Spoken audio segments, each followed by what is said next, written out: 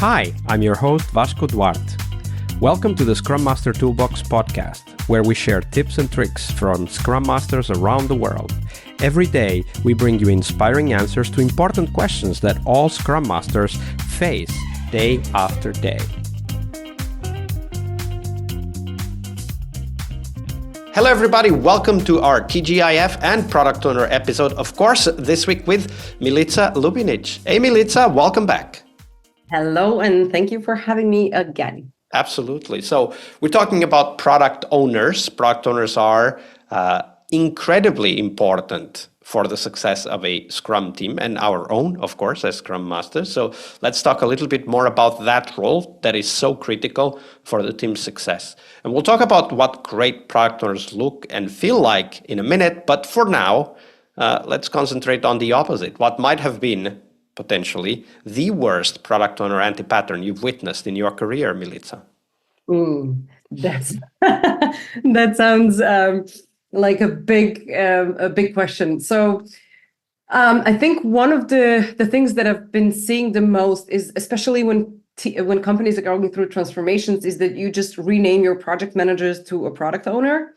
So that's one thing. And then the other one is that very often the role is not clear enough for the people that are taking it. So I'm not talking about very senior, very good product owners and product managers in that I've worked with, but this is usually very often true for junior or media product owners in the companies. And I think the biggest anti-pattern is the amount of team involvement in product-related topics. And it even sounds harsh when I say it that way. But I think it's the way to reflect that is that PO is acting more like a project manager.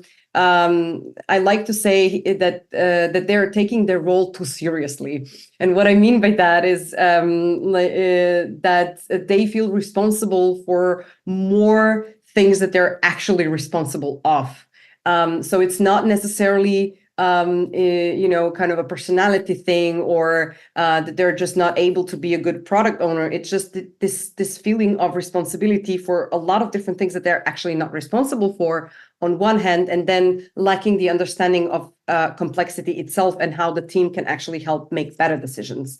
So I think, as I said, like kind of lacking involvement of the team into different product decisions, different conversations about where we want to go, how does the product need to look like, et cetera, et cetera. And so when you work with these product owners that maybe are not aware, perhaps they just don't expect that the team should be involved, not out of malice, but just because before they didn't get to say their opinion, why would they do now, right? And Agile does bring a change in that regard. So when you're working with this kind of product owners, what's your strategy? Like how do you approach the subject? How do you bring them on board? How do you get the team to also be part of that conversation, of course? Yeah. So one of the things that I start with usually is doing a complexity workshops. So I'm starting with trying to help the team and the PO together understand what complexity is, what is a complex system, how does it work, what are the ways to manage a complex system, and then inside that, what does it mean to distribute cognition? Why is that important, and how you can deal with that? And I think that's the first part of the awareness that you just mentioned. So okay, I had no idea what this is, but now I'm understanding that this can actually be done differently, and that I could, as a PO, benefit from involving other people. So I might start thinking about it from a different perspective. So I think that's the first thing. So understanding, the complexity behind and understanding how distributing cognition works. Then what I do is a lot of one-on-one reflections with the PO, coaching and mentoring sessions. I also, one of the things that I did in the past was to make sure that the PO goes through a training that is outside of the company. Very often you have some bad implementation of the role within the company, and then you have also certain trainings within the company that are not helping, right? Because they're kind of reflecting the similar mindset. So kind of extracting the PO from his current reality into a training or an advanced training even with the POs from other companies, with the experts, helps with getting that different understanding and different picture. So it's not only me sharing from the Agile coach or Scrum Master perspective, it's rather what are these other experiences that I can take into that can help me throughout throughout my work. And then I think the last big thing, or something that I would consider important, is that actually team members and teams are very aware of what they need and what kind of involvement they need with the PO in these decisions. So sometimes it's just about reflecting with the team, because team knows, and usually when asked, they can tell you, hey, yeah, we want to be part of the, I don't know, roadmap planning, whatever thingy, or we want to be part of the user interview. We want to be part of this and that, right? And so sometimes just doing a expectations workshop for different roles within the team can help, so that others can say, hey, from the PO, from you, I expect this. I would like you to involve us here and there. And I think that can also be super helpful, because you're just, reflecting inside of the team. Sometimes that's not enough, but very often it can kind of bring certain topics up to the surface. I really like that shared reflection, because, as you said, not all the time, but very often the teams know what they need to be involved with, and they can share that. Now, there aren't only bad product owners. There's a lot of great product owners out there, of course, and we owe it to ourselves to celebrate these people and how they go about doing their work. So, Milica, share with us the best product owner you've ever worked with. How did they work? There were a lot of these people. And I think, as opposed to what I said in the beginning, the level of kind of involvement of the team and other people throughout the process is what I see as the biggest difference. At the same time, I would say, which is kind of self-explanatory, they know their stuff. They know the product. They know very well the users, and they know the team. I think very often, again, coming back to that question, not knowing the team well and kind of being in that disconnected form, like I'm a PO and then there is a team, as if those were two different things, is what can create a lot of dysfunction. So what I saw them doing was kind of bringing users very closely to the team, to the planning session, had a very frequent reflections together, so that the users can actually give their 2 cents about a lot of different things. Yes, it does take a lot more time. Yes, it is time consuming, energy consuming, but the actual kind of value that you get from that is indescribable, right? And as I said, they had the team constantly involved in decision making. And when I say that, I don't mean that from so for me, these things are not mutually exclusive. You are bringing the team into the conversation and to the decision making, while at the same time you're bringing strong knowledge, a strong context that is needed for that decision to be made. So it's kind of like you're bringing that product leadership into the conversation, because that's your field. You know your stuff. You know what is expected. But at the same time, you're involving as many people as possible, as I said, stakeholders, users, your team, into the conversation and kind of making certain decisions together, or picking their brains for long enough or for continuously enough so that your decisions are in the end then well made. This aspect of involving teams in decision making is very important, also from the perspective of what you shared in the previous segment, the aspect of complexity. And you talked about distributed cognition when it comes to handling complexity in a team. So let's talk about it now from the positive perspectives. How do you put this in practice together with the PO, this idea, this concept, this aspect of distributed cognition? How do you help the PO take advantage of that strategy? Well, when we talk about distributed cognition, there was a beautiful example about radiologists or a test that was made with radiologists that couldn't see a monkey on a long radiology scan, right? that was 42 times bigger than an average lung node. So the fact that you are, as a professional, very often not able to see anything that's outside of the picture is what is actually helping that decision making.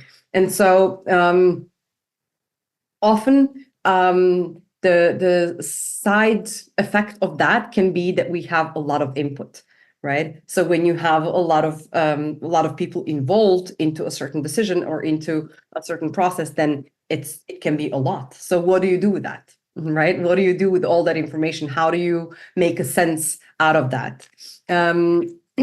I think there are different ways and different formats that can be used.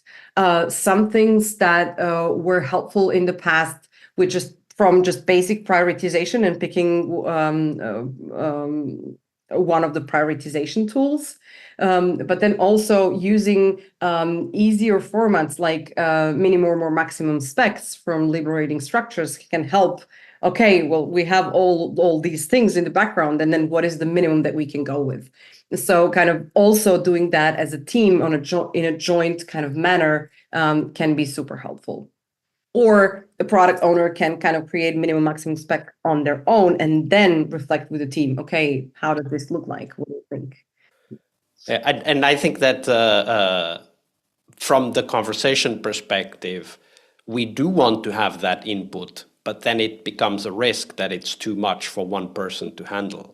And the structures that you just shared, like min-max from liberating structures or any other prioritization tool, can really help. And I'm thinking that from a point of view of the Scrum Master or Agile coach working with this PO and this team, I need to be able to detect, okay, what is the challenge that we are tackling now, and then provide some structure to that conversation that would allow them to come to a conclusion rather quickly. And we talked about decision-making before, and a lot of decision-making problems come from a lack of adequate structures, right? You talked about the consent versus consensus strategies in decision making. There are others, and our ability to go out and find those, do the research and learn them in practice, whether it's through training or YouTube videos or reading books, whatever that may be, so that we can bring those structures to help shape the conversation. We don't bring the content, right? Like the team and the PO bring that, but we need to be able to detect, okay, why aren't they able to make a decision? Why aren't they getting to explore the different options? Why aren't they involving these other people?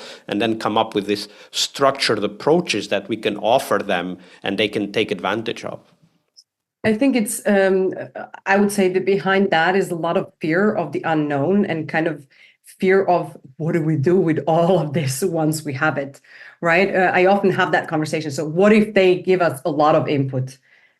Great, let's look forward to that so that then, we can have as many info as possible, and then we will have ways of dealing with that. But I wouldn't fear that. I think it's one of the things that as I said, I've seen is that we have this fear of having too much information, too many inputs that we need to deal with, and we don't know how to deal with them. So kind of working with the PO and kind of helping them understand, yes, let's have as much as possible. We'll figure a way. We have different options to address that, and then go with that is what can be helpful. Kind of reassuring helps.